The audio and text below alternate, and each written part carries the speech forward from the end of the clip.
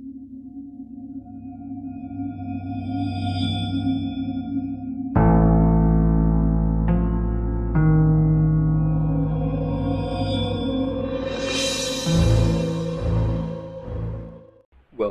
back once again to the imaginary gallery.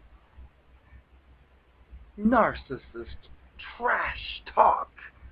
This is going to be a very short video. And it's basically an overview how to spot a manipulative person or manipulator.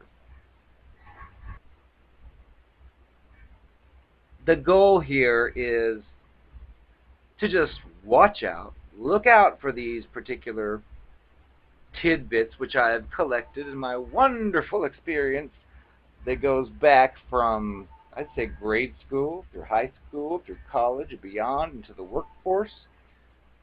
Manipulative people are everywhere. And again, everyone's capable of being such a person, but some are actually, I'd call them out of the closet, and some of them actually will be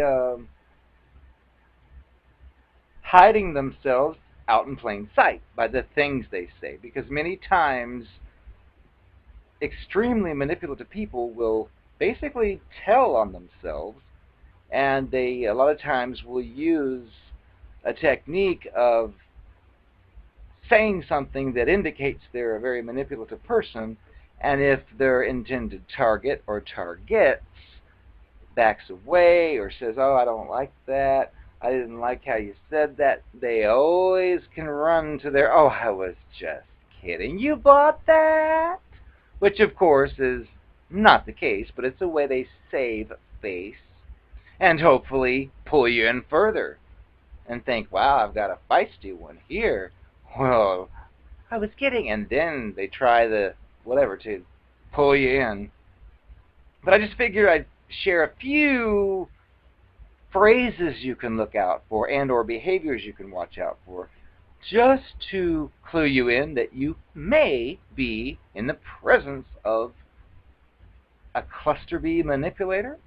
And it doesn't mean if you hear it, see it, whatever, to just run. It just is the guide to let you know that if you do happen to come in contact with one of these people, that you're careful and guard what you say and what you tell them and how you behave. So, one of the ones I will take from a manager I used to know at a business I worked at, and she would be one of those out of the closet ones who basically advertised, for those who can tell, that I'm a manipulator. Because one of her key phrases she would tell people is, "I have a way of getting people to do things that they normally would never do." That is like a blatant admission. They might as well be saying, "I am a very manipulative person." But yes, they will do. A lot of them will, and they just make it sound like, "Well, that's just my personality." And the fact is, they're telling you to beware. But of course, as we'll see in a few other examples, a lot of times they want to give you the implication that, "Oh, you're my friend, I would never do any of this to you, but to others I do." And that is sick and fake, because but that's one, is that. The second one I discovered with the girl I knew way back over 20 years ago. But the point was, I was involved with this person who happened to live in a house full of a bunch of other people, like college kids, and I did not hear from the person, someone I used to see every weekend, and I was kind of concerned, thinking, this is not like him, where is he? Well, I would call the house, and one of the guys would answer, and I'd be like, yeah, is so-and-so? No. And I'd call like an hour later, and I got sick of it. You know what? These guys don't want me calling. They're asking for this person. They clearly have no clue, or they're not telling where it is. Well, I was talking to a girl I knew, and she said something very similar to the first example, where I just said, I really don't want to keep calling there, and I really want to know where he is, but I don't want to bother. And she said, oh, relax. I have a way of talking to people that can get them to open up and tell things. If you'd like, I'll call them on three-way, and you can sit there in the background and just listen. So this sounded great for the moment, because I thought, if this is true, I'd love to hear what's going to happen. Because I was getting nothing. I would be like, well, do you know when he'll be back? No. So she thought she had this power, which I suppose could come in handy, but still, it's only a matter of time before she uses the same tactics on you. So beware. Which I didn't know at first. I was just like, really? You can? Okay. And I did. I listened and I heard it. And some of these people are proud of their manipulative techniques. So, whatever. And they'll, of course, like in that movie Single White Female, when the mousy roommate calls the boss of the other girl and threatens him, the girl has it when Bridget Fonda says, wow, I hope you never get mad at me. Which, of course, she does. But it pretty much works that way. It's not like, well, they pretend like they can compartmentalize and, oh, I was only evil for that purpose, but, oh, I'm a nice person otherwise. Mm-hmm. Right. Another one would be if you have a friend, maybe someone you hang out with, and you notice that your friend says things to you, which I thought was kind of funny. I knew one such person. And it would be something like you're like hanging out together and someone's name comes up, like Tamika Smith. And this friend of yours is like, oh, Tamika Smith, she had an abortion. Oh, yeah. And her father molests her. And like stuff like that, which is like taboo or like confidential or serious or touchy stuff. She's just like spitting it out. Oh, yeah, her wants this. And it sounds interesting. And you think, wow, really? The problem is, listen all you want. However, suggestion is do not talk, because I knew a few of these, and I would love to hear those stories about this high school girl had an abortion, and this one's father would do this to her, and this one's parents were aliens, or whatever the case is. But the problem with that is you have to be careful with what you reveal, because again, the implication is, if you were, like I used to do that, it's like, wow, you just told me she had an abortion. I wonder what you say about me. And of course the response will be, oh, I don't talk about you like that. No. Well, the funny thing is I put that to the test, and it turns out that that very same type of talk was said about me to another, actually the abortion person. So little did this one know I would actually run into the abortion person and say, hey, you know so-and-so? Yes. And I, of course, was keeping quiet what I knew, but turns out she had her own information about me that was told, but didn't say anything. So when I brought this up and said, I just want to ask you about this person because she has a tendency to tell some personal things.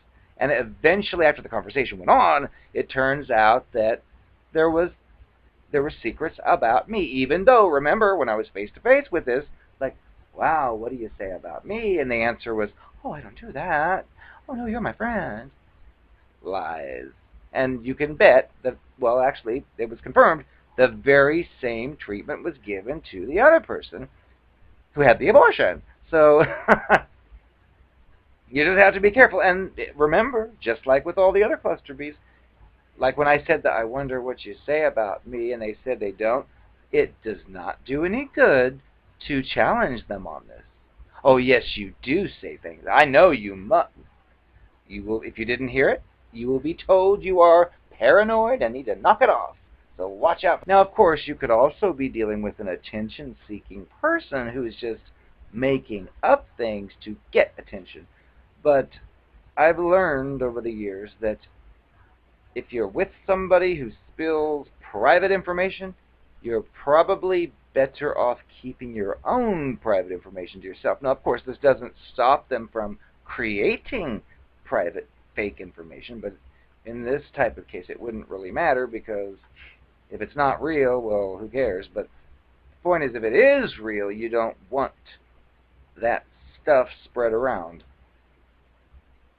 But remember, they will hide in plain sight by advertising their skills at getting people to do what they normally wouldn't do, getting people to talk when they normally wouldn't talk, and so on. And of course, some of them are full of themselves. And another thing you can do is you can observe, which is behaviors, such as someone you're close with or just an acquaintance with, whichever, that seems to behave in a way, what's the entitlement, where they think that they deserve to have whatever it may be that they want.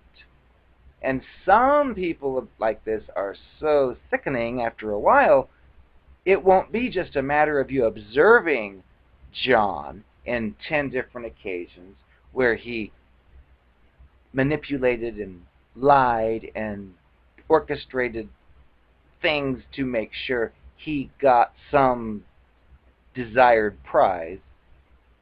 Some of these people are so out of the closet, they'll actually say, "Oh, I get anything I want." And they'll say it, and they'll say it with a serious face, which is perplexing to some of us. Other thing is that the narcissist always is right. So I've discussed this in other videos, but in many cases, they'll say something that you know for a fact is completely false. But if anyone steps forward to say, you know what, that's actually not true, just like Serial Mom, when she's like, "You can't wear white shoes after Labor Day," and Patty Hearst is like, "That's not true anymore," and she's like, "Yes, it is." Bam! It's that kind of mentality. That's why I mentioned that before in other videos, that Serial Mom, even though it's a goofy comedy, it's a pretty accurate representation of the way these people are. It's just you normally don't see it. It's usually hidden, but anyway. And the other part is, well, they think that they're always right. Even they'll argue at the expense when they're wrong anyway, with lies and other techniques to just prove that for whatever interaction they're in is, "I'm right and you're not," and they leave. Well, some of them as well are so out of the closet, they may even tell you, "You just need to realize I'm always right." And again, they'll say it with a straight face, as if anybody's ever always right. Well, we're dealing with a delusional person who lives in its own fantasy world, so just keep that in mind too. And remember, I wouldn't say, "You know what, you're a delusional person, you live in a fantasy world," because then you will turn that person into a victim, and you'll be told, "How dare you be so insulting to me?" And they'll go tell other people, "He or she's so insulting." Don't play the game. I would say just observe it. Once you pick up on some of these things, just keep your conversations pure. And actually, if they're so pure and boring, they're likely to leave you alone, which is a blessing in disguise. One thing I can tell you is that you have never had to suffer a day in your life. Well, with the exception of my mice and my snakes, but besides that, you have yet to live. You are a spoiled silver spoon brat. And I'll just leave it to the powers that be to make sure you realize just how easy you've had it. And left some of us in the dust. Don't worry, you'll get yours. This is Jade. Look at Jade. She is my daughter. She's fancy. Look at her outfit. She wears a dress. And she's sweet. She says, Happy Halloween to all of you.